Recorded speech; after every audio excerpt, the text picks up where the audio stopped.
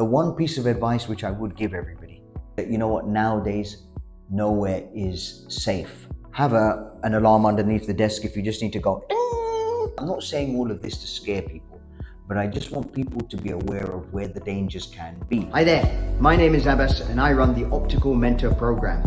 Now, the whole point of this podcast is to help you grow your businesses to be as successful as they can be, just as I've done with my practice in central London. How are we going to do this? I'm going to be giving you hints, tips, sales processes, systems and processes that you can implement to make your lives easier, for your shops to work smart, not hard, and grow your businesses to be as successful as they can be. So please share with other owners or other business owners that you feel could benefit from this, and let's grow together.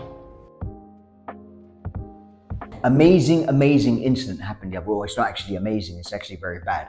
But I was standing outside the shop, 7:30 in the morning, drinking a coffee, just relaxing, minding my own business. All of a sudden, I see two little chaps drive by on a bicycle, knock an old man down. He falls down to the floor, screaming. They've taken his phone, they've driven off. Nuts, absolutely crazy. 7:30 a.m. in central London, in a good part of town, around the corner from Covent Garden. It just shows that, you know what, nowadays, nowhere is safe. But what I mean by that is, and why is this important when it comes to our optical practices? So there's a couple of things that I want people to bear in mind. Number one is that, you know what, never take your phone out anywhere on the street where not appropriate. Now, what I mean by that is obviously depends on where you are and stuff, but have a look around. Be aware of your surroundings. When you're entering your shop, again, just look over your shoulder, make sure no one's too close, because the last thing you want to do is open a door and for them to barge in. Now, I'm not saying all of this to scare people, but I just want people to be aware of where the dangers can be. Again, for example, as in I always recommend my team to make sure that there's always two members of staff upstairs at all times. We are quite fortunate that we work with a locked door policy. However, in certain situations, there are always going to be times where, for example, you could be upstairs by yourself, and it's about working in an environment where you feel it's nice and comfortable, controlled, safe, and monitored. Now, obviously, CCTV cameras is very important, but that's not the reason why I'm having this podcast right now. The reason why I'm talking about this is because how can we get our practices set in such a way where, for example, we think to ourselves, you know what, don't worry, things are going to be safe. Now, one of the biggest advantages that I've had in our practice is since we've started working with a locked door policy, it's allowed me to put much more valuable product onto the shelves. So as an example, if you were to come into my shop, the lowest price product that you'll see will be about £300, and the most expensive one that you'll see on the shelf will be about £1,500 to £1,800. Now, every place is different, but what it means though is that we need to be constantly keeping an eye on things. Now, even if the door is locked, it doesn't mean that thieves can't come in. So we've had incidents where, for example, somebody's come in, they've tried to distract us, they've slipped a frame into their back pocket and they've tried to walk out. Now, fortunately, at that time, my colleague was, she knew what was happening. She saw it in his pocket and she asked for the frame back. And the guy kindly gave us the frame back and he just sort of walked out the door. But there are going to be situations like that. And this is where, for example, when I say to you, be aware of your surroundings while you're in practice, it is very, very important to make sure that you're doing this. So there's a couple of things that you need to remember. If, for example, you do see somebody dodgy walking through the doors and you're thinking, oh God, this guy looks a bit dodgy, what are we going to do? What are you going to do? So the first thing is that one person should stay with them at all times. Even if they turn around and say, yeah, that's fine, I'm just looking, pick up a cleaning cloth or make sure you've got a cleaning cloth in your hand and pretend to clean some frames. Now, we say to people sometimes that, we work by appointment only. So if you've got an appointment, you can come in, or potentially, why don't you come back in half an hour? Why don't you come back in an hour? Here's our card, give us a call. And what you'll notice is that if they are a thief or whatever, as in the likelihood of them coming back is minimal. But what you're doing is straight away, you're preventing them from coming into the shop. But let's say, for example, they do come into the shop and they're looking around. If you are around them at all times, the likelihood of them taking something or slipping something into their pocket is less. Sometimes you try and speak to them as much as you can, have a little bit of a chat with them, a bit of banter if you can, get in there somehow, because what it will do is it will refrain from them thinking that you're just watching over them the whole time. But at the same time, it will prevent them from doing anything. And asking them certain questions like you'd ask anybody. again, will throw them off, and they'll be thinking, oh God, this guy's not leaving me alone. He's so annoying. You know what? Forget it. I'm not going to steal anything from here because I don't steal from annoying people. So that's the other way of looking at it. But, constantly be sort of keeping an eye on them. Now, if, for example, you're with them and one of your colleagues is free, what should be happening is your colleague should be backing you up, because obviously 2 people is better than 1.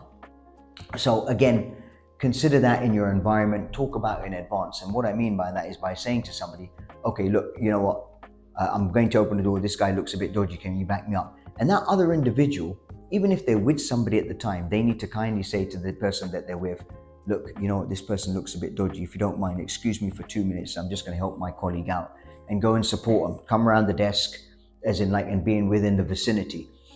Try and get them to stay at the front of the shop rather than coming deep into the shop, because therefore if they come deep into the shop, they've got more stuff to look at. You get more distracted and come in. Now, it's not just when people are coming to look at frames. Sometimes what will happen is that they might come in and say, oh, I need a screw put into my glasses. We turn around and we start making an adjustment to the frame and stuff. And what are we doing? We're leaving them on the shelf to take things. I still remember a few years back when I had a colleague working with me, and such a great guy, really nice guy, really friendly. And there was a guy who come into the shop, and what he said to him was that we were talking and said, oh, would you like a glass of water? Because, we like to offer people drinks, so on and so forth. And the guy was like, yeah, sure, no problem. This guy went into the back, got a glass of water, came out, gave him the glass of water. The guy was like, oh, fantastic. Drank the water and walked out the door. 10 minutes later, we realized the frame was missing from the shelf. Now, this is where, again, for example, don't trust anybody, but you need to be very smart with regards to what you do and when you do it. So it's fine to be offering people drinks, but in what part of the process are you going to offer them a drink, especially if it's a new person who you've never seen before? You don't know them from Adams. So why potentially put yourself at risk to something happening? So these are all little things that we need to bear in mind. At the end of the day, again, you should always be, as I said, when you're doing an adjustment, look at the person, make the adjustment. So what you're doing is that you just keep an eye on things. Get them to sit down. We talk about sit down dispensing, and this is the advantage, because if you get them to sit down, they can only take what's in front of you. And if you purposely only take out 3 frames and you see that 1 is missing, then wait a minute, this guy's taking things. So even if they want to look at something expensive and they're walking around and say, okay, look, take a seat for us, and what we'll do is we'll bring these frames over to you and you can try them while sitting down. And why do we do that? Because the likelihood is that, as I said, if they're sitting down, they're less likely to try and take it and run out the shop because they're sitting down. So these are different ways that you can work in order to make things. The one piece of advice which I would give everybody is, look, our lives are important, and sometimes there are some idiots out there who are carrying knives, sometimes even swords or whatever. Or some people can just get violent. At the end of the day, we're here to serve the public and we don't want anything to be stolen. However, if somebody is acting violently, sometimes it's best not to try and stand up to them to the maximum. Look, we've all done it.